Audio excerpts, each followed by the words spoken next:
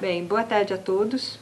Eu gostaria de começar a minha comunicação agradecendo a todos os colegas brasileiros e portugueses que aceitaram a participar desse projeto, juntamente comigo e com o João Freire, que foi um projeto que já vem sendo trabalhado e vem sendo conversado já há 2 anos e que finalmente nós conseguimos o apoio da Globo Universidade, a quem eu também agradeço muito, para que ele se concretizasse. A minha comunicação, né, a minha participação nesse projeto, além da organização, é sobre um trabalho que eu já venho desenvolvendo há alguns anos sobre o segundo canal da televisão pública portuguesa. O meu principal ponto, o meu principal interesse nesse trabalho sobre o segundo canal da TV Pública Portuguesa, a RTP2, era a análise da qualidade dos programas.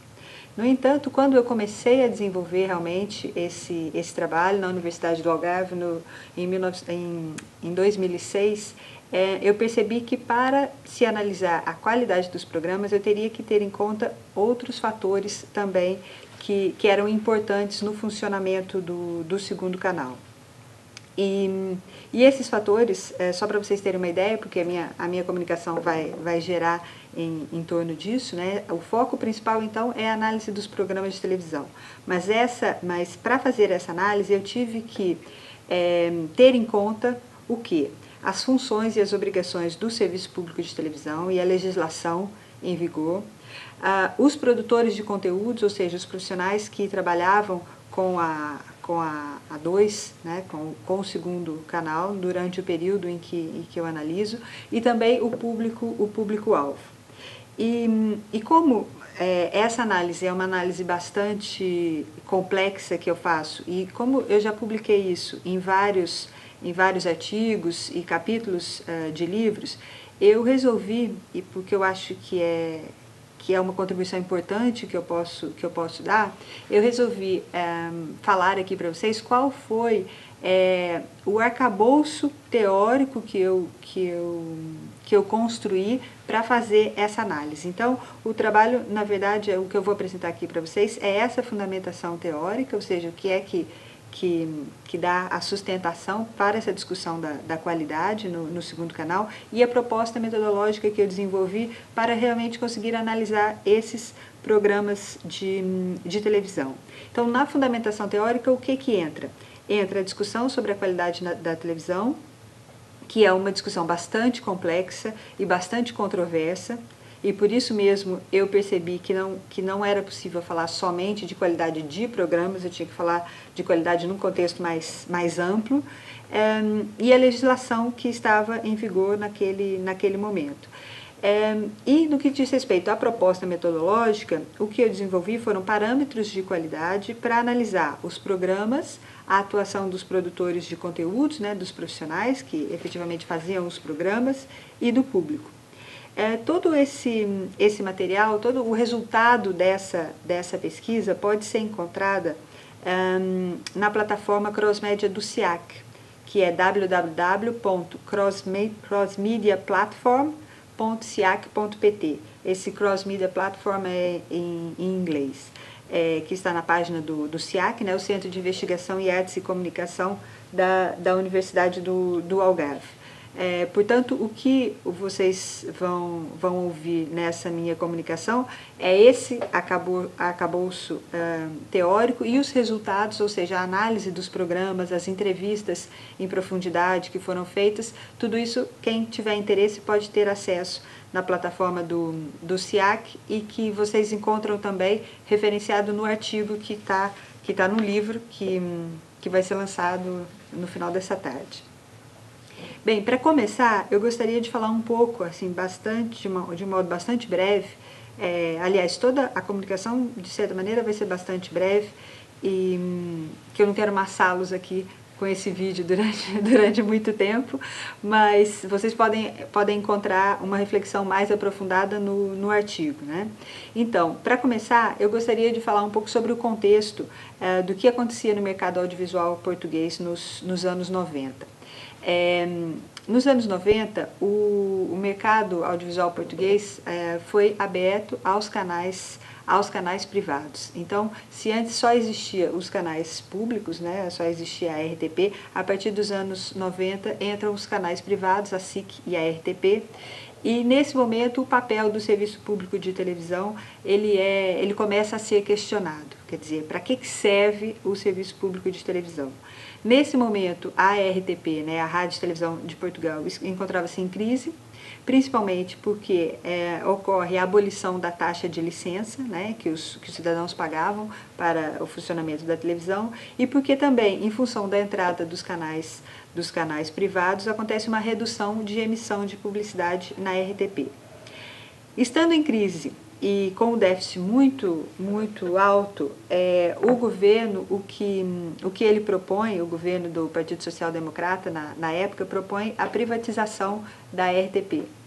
Essa privatização, ou essa ideia de se privatizar o canal público, a televisão pública, foi muito controversa, sendo que tanto a sociedade civil quanto diversos membros, seja da academia, sejam os jornalistas, os formadores de opinião, foram contra e criticaram bastante essa proposta. O governo então chegou a um acordo, depois de muita discussão e muitos documentos e grupos de trabalho que foram estabelecidos, chegou-se então a um acordo e estabeleceu-se uma concessão especial para o segundo canal da televisão pública portuguesa, a RTP2. E é sobre esse caso de estudo que essa minha pesquisa trata. Então, o que acontece? Com essa concessão especial, a RTP2 ela foi entregue à sociedade civil, ou seja, a algumas entidades da sociedade civil. Esse foi, na verdade, um meio termo que o governo encontrou entre a privatização e a impossibilidade de continuar o canal público. Agora, do ponto de vista dos formadores de opinião, essa decisão foi muito irresponsável por parte do governo.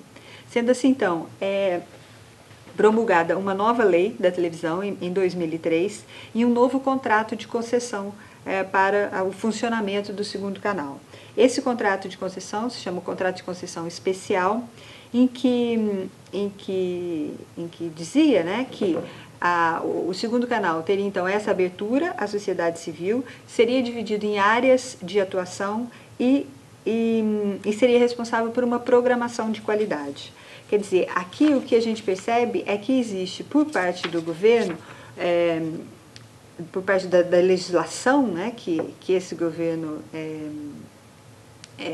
acabou fazendo acontecer, que, de uma certa maneira, ao segundo canal ficou vinculada a ideia de que programas de qualidade seriam veiculados, ou seja, um discurso de qualidade que nós encontramos por parte da legislação. A minha discussão é até que ponto esse discurso de qualidade ele vai se efetivar na programação efetiva, né, na programação que é realmente vinculada pelo canal.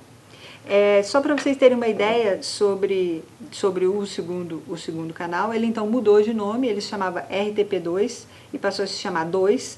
Ele ganhou uma nova imagem e se firmou como um canal mini generalista, informativo e cultural, que seria voltado para públicos específicos, principalmente para as minorias e para as crianças, aberto então à participação de várias entidades da sociedade civil e também de produtoras independentes. Na verdade, essas entidades da sociedade civil propuseram programas que eram emitidos pelo canal, sendo que a produção mesmo ficava por conta dos profissionais da RTP, para garantir um mínimo de qualidade técnica, né, a esses programas. Então, houve uma renovação da programação em torno de 60% da grade do segundo canal, né?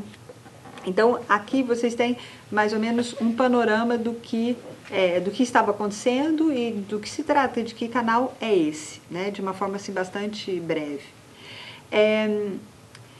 Depois, o próximo tópico que eu vou abordar, né? E a forma como eu decidi estudar esse canal com essas características bastante específicas, é importante também dizer que no contexto português o segundo canal era tido pelos formadores de opinião como um canal até certo ponto bastante elitista, no sentido em que os programas que eram emitidos eram programas que não passavam pelo cunho popular, mas por um cunho mais elitista, programas assim mais reflexivos e aí então essa associação também com o que se considera genericamente qualidade.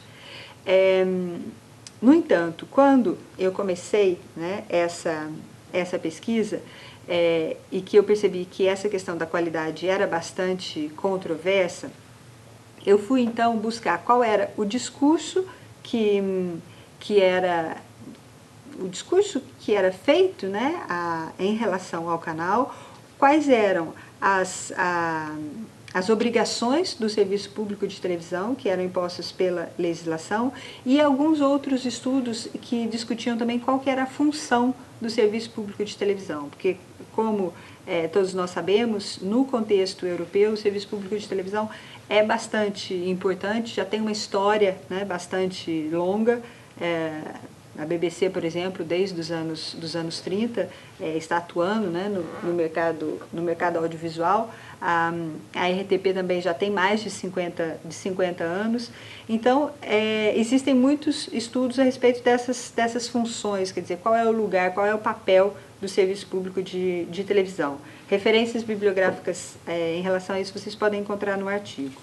Então, essas funções do serviço público de televisão, eu resumi a partir de um estudo que foi feito pelo Conselho de Audiovisual da Catalunha, por um autor chamado Tresseras, e também por um estudo feito por um colega português chamado Manuel Pinto, num livro chamado Televisão e Cidadania.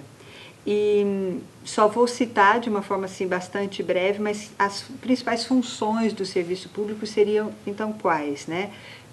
Como, por exemplo, a preservação das garantias democráticas, a função informativa, cultural, educativa, de divulgação do conhecimento, uma função política de estimular a participação dos cidadãos, uma função identitária, né, de criar espaços para a projeção das identidades culturais, de mobilização de valores, de equilíbrio territorial, ou seja, de fazer uma cobertura nacional que representassem diversos grupos, bem como de estímulo à participação sociocultural dos indivíduos.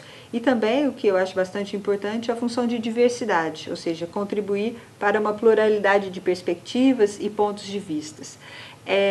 Essas funções do serviço público de televisão foram muito importantes nesse estudo, a definição, né, dessas funções foram muito importantes porque depois, ao analisar os programas, eu vou partir um dos pontos de análise dos programas vai ser até que ponto eles cumprem com estas funções, né?